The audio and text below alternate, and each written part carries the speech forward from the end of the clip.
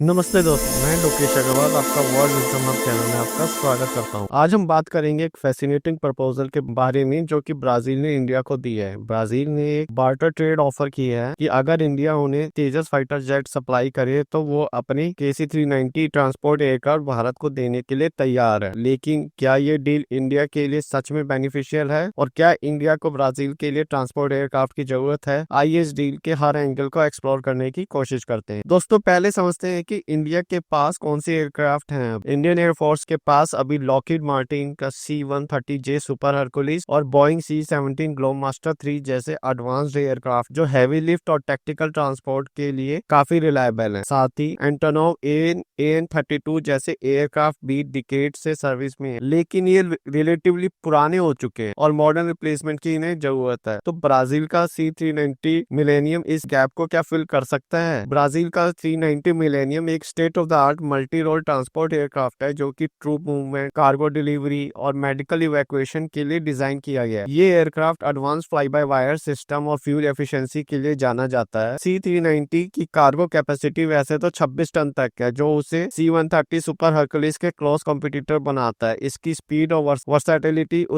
उसे दुनिया का एक बेस्ट टेक्टिकल ट्रांसपोर्ट एयरक्राफ्ट में शामिल करता है। जो C-390 अपने सेगमेंट में वैसे तो एक एडवांस्ड ऑप्शन है। ये एयरक्राफ्ट एयरबस A400M और लॉकहीड मार्टिन C-130G के अगेंस्ट कम्पीट तो करता है। हालांकि जो ये 1C-330J से स्लाइटली ज्यादा प्रूवन है, लेकिन C-390 की मॉडर्न टेक्नोलॉजी और कॉस्ट इफेक्टिवनेस उसे नए बायर्स के लिए अपील करती है। पुर्तगाल और हंगरी जैसे कंट्रीज वैसे तो इसे ऑलरेडी यूज कर रहे हैं। C-390 को अपने फ्लीट में उन्होंने पहले से उन्हें शामिल किया हुआ है। अगर हम बात करें कि ब्राजील तेजस को क्यों लेना चाहता है, क्योंकि ब्राजील के पास अभी नॉर्थरॉप F5 जेट्स हैं जो 1960 के जमाने से यूज कर रहे हैं और अब उन्हें मॉडर्न कॉम्बैट रिक्वायरमेंट्स के लिए वो आउटडेटेड हो चुके हैं। तेजस जो कि एक लाइट कॉम्बैट एयरक्राफ्ट है, ब्राजील के लिए परफेक्ट रिप्लेसमेंट हो सकते हैं। ये aircraft not only cost effective है बल्कि मॉडर्न एवियोनिक्स और हाई मैन्युवरिटी के साथ आता है। इसलिए ब्राजील अब इस फाइटर जेट को अपने आर्सेनल में लाना चाहता है। सवाल तो एक्चुअली ये उठता है कि इंडिया को सच में क्या इस C-390 की जरूरत है, क्योंकि इंडियन एयरफोर्स अभी हैवी लिफ्ट टैक्टिकल ऑपरेशंस के लिए C-17 और C-130J पर ऑलरेडी डिपेंडेंट है। लेकिन AN-32 जैसे पुराने एयरक्राफ्ट को रिप्लेस करना एक जरूरत बन चुका है, क्योंकि वो काफी पुराने हो चुके हैं। जो C-390 का एडवांस डिजाइन और ऑपरेशनल एफिशिएंसी वैसे तो इंडियन एयरफोर्स की ट्रांसपोर्ट कैपेबिलिटीज को एक नई दिशा देती है, लेकिन इंडिया को ये भी देखना होगा कि जो C-390 एग्जिस्टिंग फ्लीट के साथ कितना कंपैटिबल हो सकता है और इसका लॉन्ग टर्म ऑपरेशनल कॉस्ट भी कितना रहेगा। अगर